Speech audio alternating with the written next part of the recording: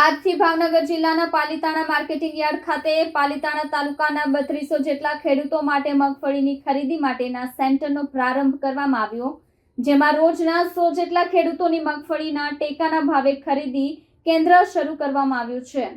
આજથી ભાવનગર જિલ્લાના Palitana marketing yard ખાતે પાલિતાણા તાલુકાના 3200 જેટલા ખેડૂતો માટે મગફળીની ખરીદી માટેના સેન્ટરનો પ્રારંભ કરવામાં આવ્યો, જેમાં રોજના 100 જેટલા ખેડૂતોની મગફળી ટેકાના ભાવે ખરીદી કેન્દ્ર શરૂ કરવામાં આવ્યું છે। આજથી જ મોટા ભાગની સંખ્યામાં ખેડૂતો પોતાની મગફળી લઈને માર્કેટિંગ યાર્ડ ખાતે પહોંચ્યા હતા। પાલિતાણા પ્રાંત અધિકારી દ્વારા આ મગફળીની ખરીદીનું કેન્દ્ર શરૂ કરવામાં આવ્યું છે, જેમાં 1452 રૂપિયા જેવા ભાવ નક્કી કરવામાં આવ્યા છે। પાલિતાણા તાલુકાના 3200થી વધારે ખેડૂતોએ રજીસ્ટ્રેશન પાલિતાણા માર્કેટિંગ યાર્ડ ખાતે કરાવ્યું છે, જેમાં રોજના 100 ખેડૂતોને બોલાવી મગફળીની ખરીદી કરવામાં આવી રહી છે। કેન્દ્ર શરૂ થતાની સાથે જ પાલિતાણાના ગ્રામ વિસ્તારના ખેડૂતોમાં હર્ષની હેલી જોવા મળી।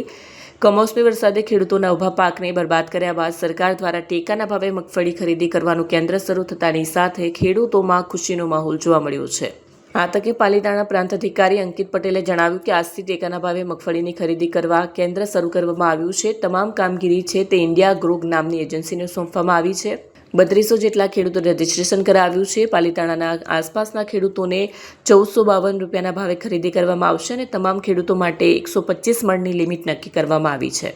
સાથે જણાવ્યું હતું કે ઇન્ડિયા ગ્રો નામની એજન્સીને કડક સૂચના આપવામાં આવી શકે, કોઈપણ પ્રકારે ખેડૂતો હેરાન ન થાય તેની પૂરી તકેદારી રાખવામાં આવશે।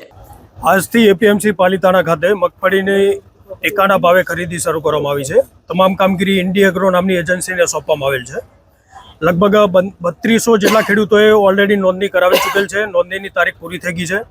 હવે આ એકચ્યુઅલી ચાલશે આખો કાર્યક્રમ 1 નવેમ્બરથી ચાલુ કરીને 70 દિવસ સુધી, એટલે ઇનફ ટાઈમ છે આપણી જોડે બધાની ખરીદી કરી લેવા માટે।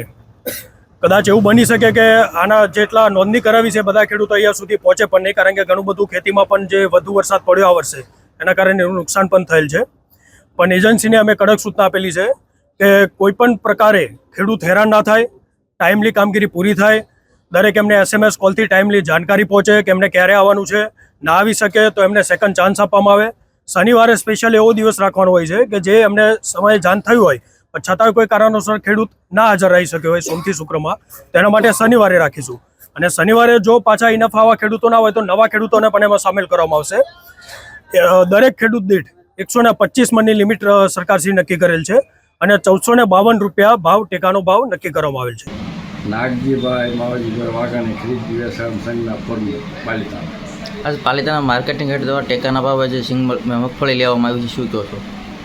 આજે પાલિતાણા યાર્ડની અંદર જે ખેડૂતોની મગફળી ખરીદવાની શરૂઆત કરી છે। જે સરકારશ્રીનો નિયમ છે કે ભાઈ ખેડૂતોની મગફળી ખરીદો, અને એનો આખો હેતુ છે કે ભાઈ ખેડૂત આજે પાલિતાણા તાલુકામાં 3200 ખેડૂત અહીં રજીસ્ટર કરેલું છે, તો એના નિયમ સરકારશ્રીના નિયમ ધોરણ મુજબ મગફળી ખરીદવાના છે। 1 મણના 1452 રૂપિયાનો ભાવ છે, તો તમામ ખેડૂતને નિયમ મુજબ વારાફરતી બોલાવવાના છે અને 70 દિવસની અંદર એમ પૂર્ણ કરવાના છે। સાહેબ, આપણે 10,000 કરોડની જે સહાય આપવામાં આવી છે ખેડૂતોને, તેને શું કહો છો? આજે બધાને ખ્યાલ છે કે ભાઈ વરસાદ કમોસમી 8 દિવસ વરસ્યો અને મોટા પાયે ખેડૂતોને નુકસાન થયું, તો એ બધા ખેડૂતની રજૂઆત થાય કે ભાઈ વળતર મળવું જોઈએ। એટલે આપણા મુખ્યમંત્રી ભૂપેન્દ્રભાઈ, કૃષિમંત્રી જીતુભાઈ ને બધાએ રજૂઆત કરી અને એની તાત્કાલિક બધા મંત્રીઓને બધા ધારાસભ્યોને સૂચના આપી કે ભાઈ તમે જે તે વિસ્તારમાં સર્વે કરો ખરેખર શું છે। તો સર્વે થતાં ખરેખર એવું લાગ્યું કે ખરેખર ખેડૂતને નુકસાન થયું છે, તો એની તાત્કાલિક ધોરણે 10,000 કરોડની નુકસાની ખેડૂતોને આપવાની જાહેરાત કરી અને 1 હેક્ટરે 22,000 એટલે વધુમાં વધુ 2 હેક્ટર મોટા ખેડૂતને 44,000 હેક્ટર સહાય મળે, પછી જમીનના આધારે બધા જ ખેડૂતોને લાભ મળે, એટલું કંઈ ભારત માતા કી જય।